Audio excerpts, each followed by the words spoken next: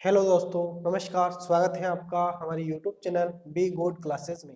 दोस्तों, अपन आज महत्वपूर्ण पर्सन पर बात करेंगे जो कि आपका जो चैप्टर चल रहा था इससे पहले व्यावसायिक व्यावसायिक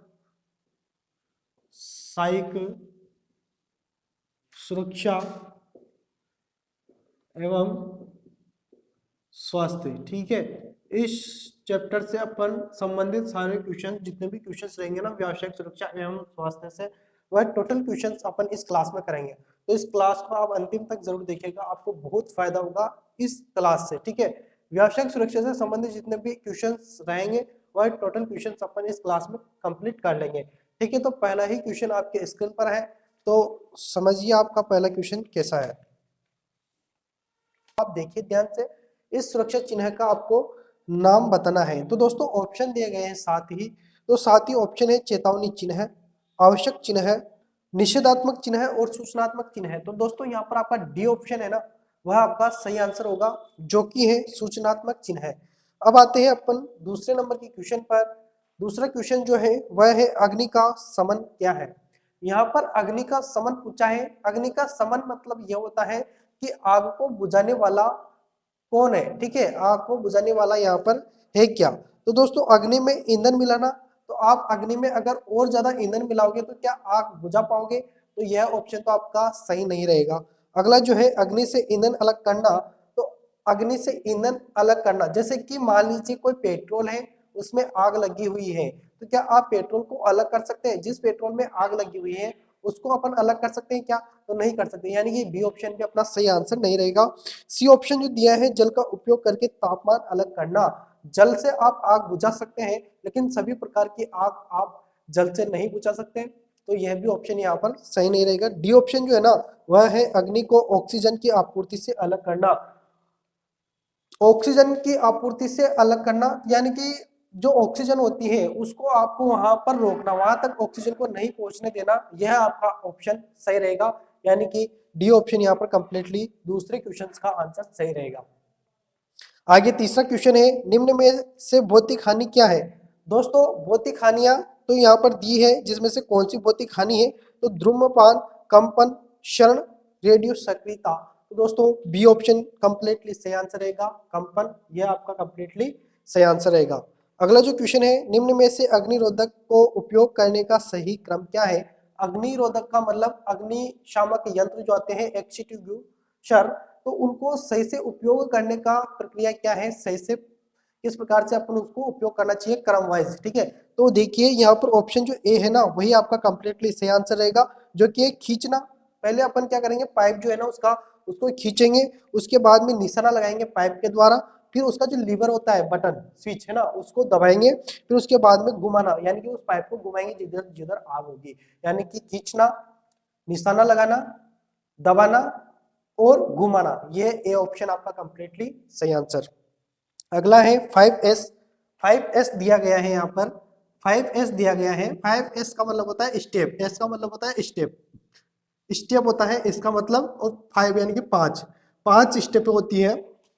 तो 5 स्टेप संकल्पना में निम्न में से कौन सा चरण स्टैंडर्डाइजेशन को इंगित करता है। यानी कि 5 स्टेप होती है ना, उनमें से कौन सी स्टेप स्टैंडर्डाइजेशन को इंगित करती है, तो वह करती है दोस्तों, डी ऑप्शन में लिखा हुआ है चतुर्थ चरण, यानी कि चौथी जो होती है ना, पांचों में से चौथी जो होती है वह स्टैंडर्डाइजेशन को इंगित करती है।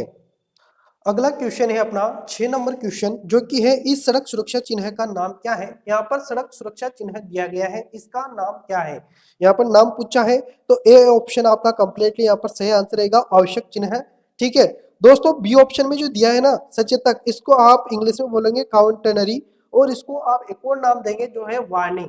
ठीक है, चेतावनी, चेतावनी भी कह सकते हैं आप, चेतावनी, चेतावनी भी इसको कह सकते हो, और वार्निंग भी आप कह सकते हो इंग्लिश में, और काउंटरनरी भी इसको इंग्लिश में कह सकते हो। ये पर्यायवाची है, सचेतक, चेतावनी, वार्निंग, काउंटरनरी, ये सभी एक ही शब्द है।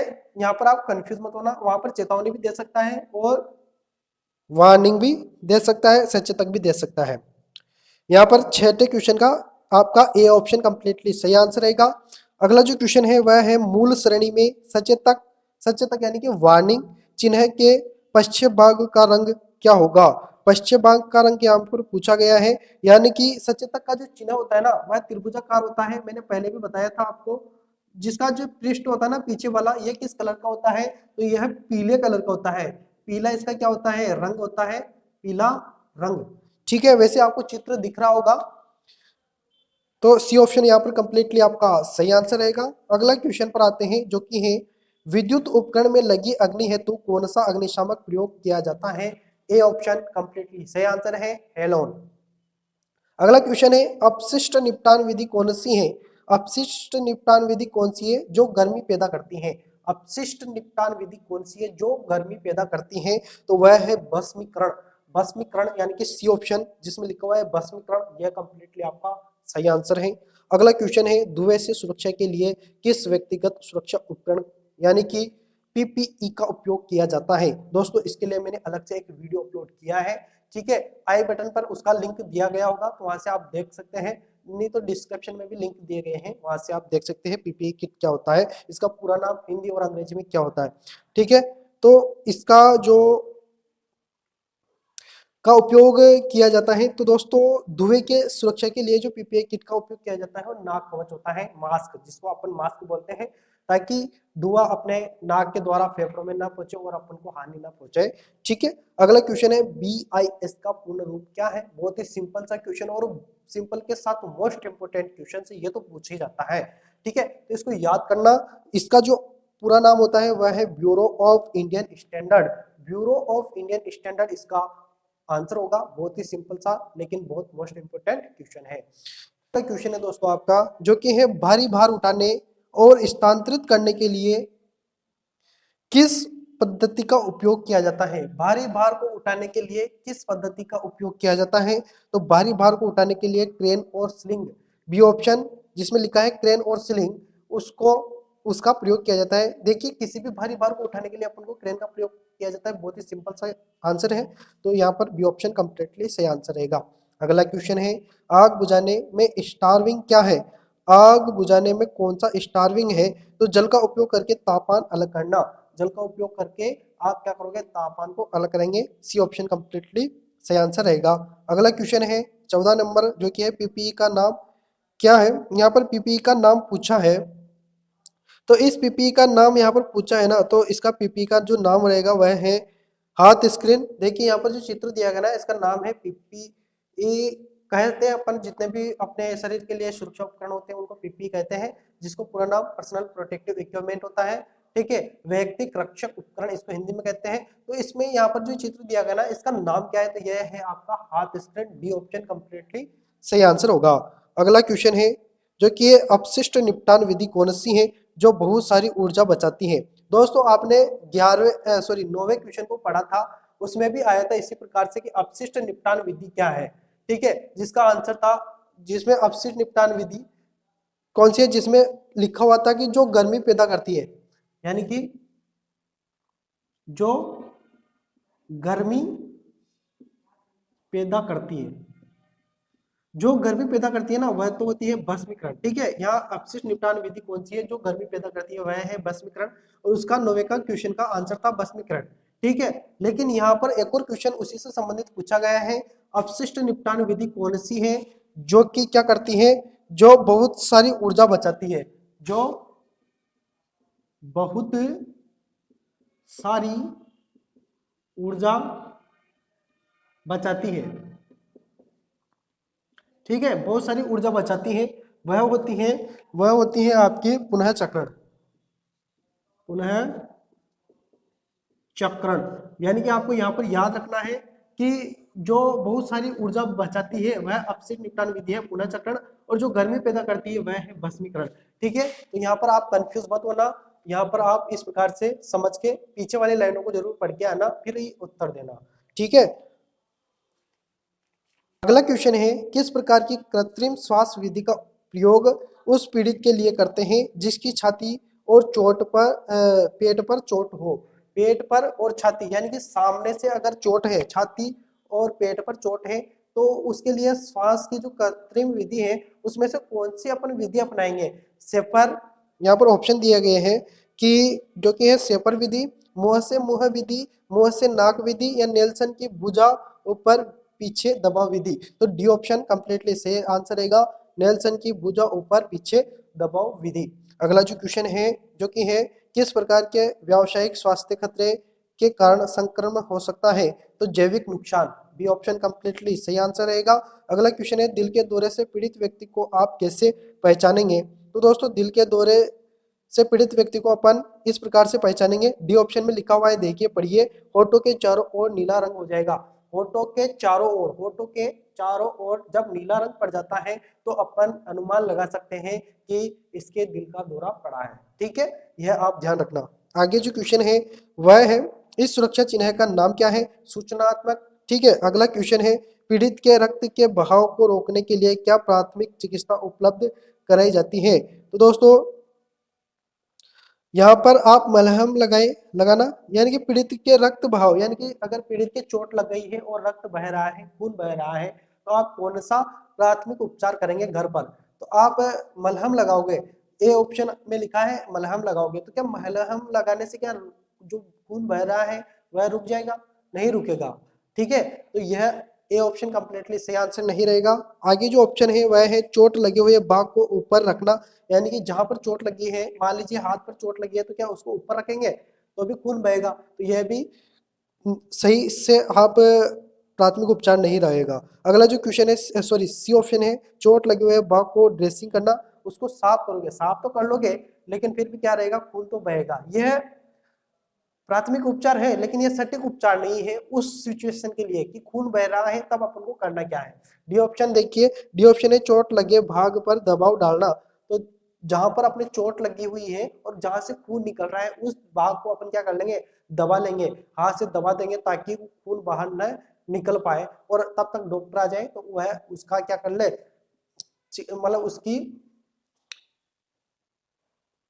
उसका इलाज कर ले और वह ठीक हो जाए। ठीक है, वह खून बहना बंद हो जाए, तब तक दवाएं रखते हैं जब तक खून बंद ना हो जाए। अगला क्वेश्चन है पीड़ित को बचाने हेतु क्या तात्कालिक कदम उठाना चाहिए यदि वह अभी भी विद्युत शक्ति स्रोत के संपर्क में है? जब अगर विद्युत के संपर्क में है ना तो अपन को क्या करना चाहिए? तो संयोजक को अलग करके शक्ति आपूर्ति क्या कर देनी चाहिए, बंद कर देनी चाहिए। डी ऑप्शन यहाँ पर कंप्लीटली आपका सही आंसर रहेगा। अगला क्वेश्चन है सचेतक चिन्ह का नाम क्या है? तो पैदल क्रॉसिंग, यहाँ पर पैदल क्रॉसिंग है, इसमें ज्यादा समझाने वाली कोई बात है नहीं। अगला क्वेश्चन है यदि पीड़ित को सिर में चोट लगी है और वह मर रहा है तो उसके लिए स्वर्णिम घंटा कौन सा होगा? दोस्तों बहुत ही मस्त क्वेश्चन है। देखिए जब इंसान क्या है कि मर रहा है, सिचुएशन ऐसी आ गई, डॉक्टर ने भी हाथ ऊंचे कर दिए कि अब ये मरेगा, अब इसका कोई कुछ नहीं कर सकते, तो वो मरने से पहले जो उसका जो समय रहता है, मरने से आधा घंटा, 1 घंटा, 15 मिनट पहले, तो वह उसका कौन सा स्वर्णिम समय रहता है, जो बहुत ही शानदार समय रहेगा, वो कौन सा रहेगा? तो दोस्तों 30 मिनट। ठीक है, यहाँ पर आपके बी ऑप्शन में लिखा हुआ है 30 मिनट। 30 मिनट यहाँ पर आपके सही आंसर आएंगे। 30 मिनट यानी कि जो मरने से पहले जो 30 मिनट होते हैं ना, वह उसके स्वर्णिम घंटा होता है। ठीक है, स्वर्णिम घंटा होता है 30 मिनट का, यानी कि आधा घंटा जो रहता है ना उसका मरने से पहले, वह उसका स्वर्णिम घंटा होता है। अगला क्वेश्चन है पीड़ित को कौन सी स्थिति को कोमा कहा जाता है? पीड़ित किस अवस्था में कोमा रहता है? ऑप्शन देखिए, ऑप्शन पहला लिखा हुआ है बेहोश रहने पर बुलाने पर भी उत्तर न देना। बेहोश है, बुलाने पर भी क्या कर रहा है, उत्तर नहीं देना, तो यह बेहोशी की हालत में है, कोमा नहीं कहेंगे उसको। अगला है बी ऑप्शन जो कि है